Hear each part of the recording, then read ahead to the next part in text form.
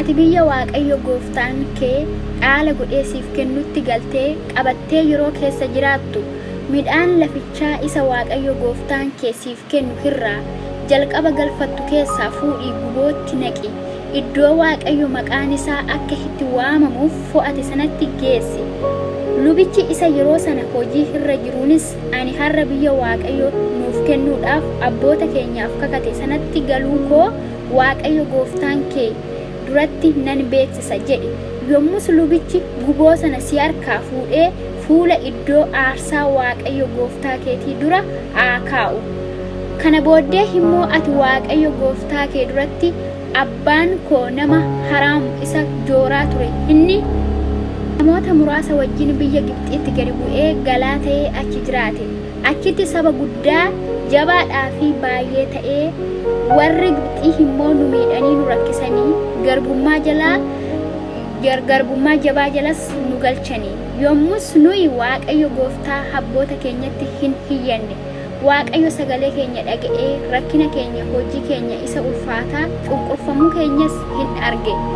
Waaqayyo yommus harka aangoo qabeessaan hirree diriiraadhaan wanta gurguddaa nama naasisuun milikitaa fi dinqiidhaanis biyya Gibxii nu baase.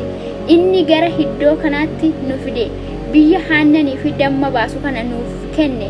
Ammas yaa Waaqayyo kunoo midhaan ati anaaf laatte isa laficha irraa argame keessaa isa jalqabaa fideera jedhi dubbadhu.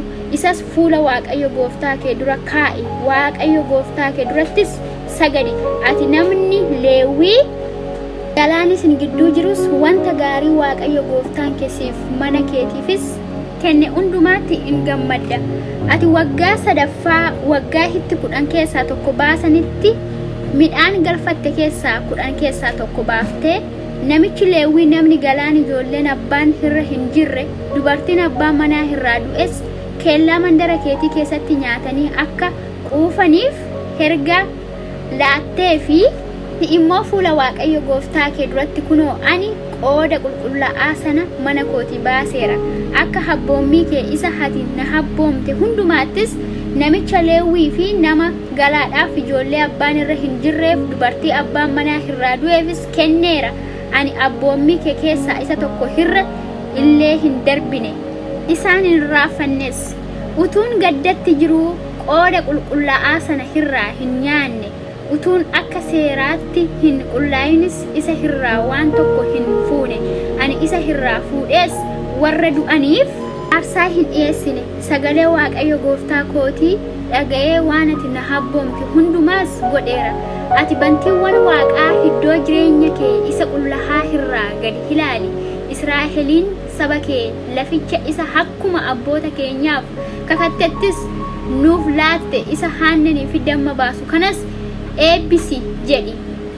Har'a waaqayyo gooftaan kee seerrata kanaaf wanta qajeelaa ta'e kana duukaa akka buutuuf si abbooma. Kanaaf ati of eeggadhuutii garaa kee guutuudhaan yaada kee guutuudhaanis isaan kana duukaa bu'i.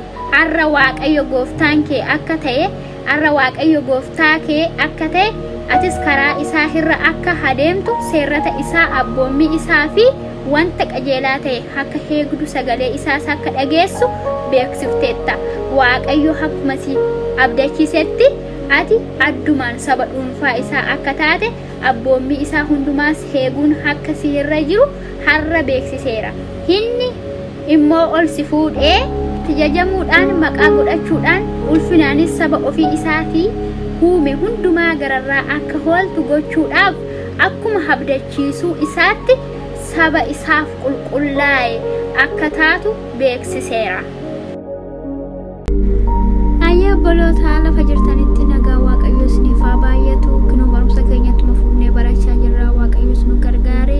Kunoo ammoo seera keessa deebii boqonnaa 26 kan nuti wal faana dhaggeeffannee xumurree waan hubattan boqonnaa kana keessatti waan waaqayyo isinii ibse waan immoo barreeffamee jirus waan dubbiftan hunduma isaayyuu ani gaafee isinii baaseetiin jira. Gaafee isinii ba'e immoo deebisaa feesbuukii irratti isinii baasee kanan isinii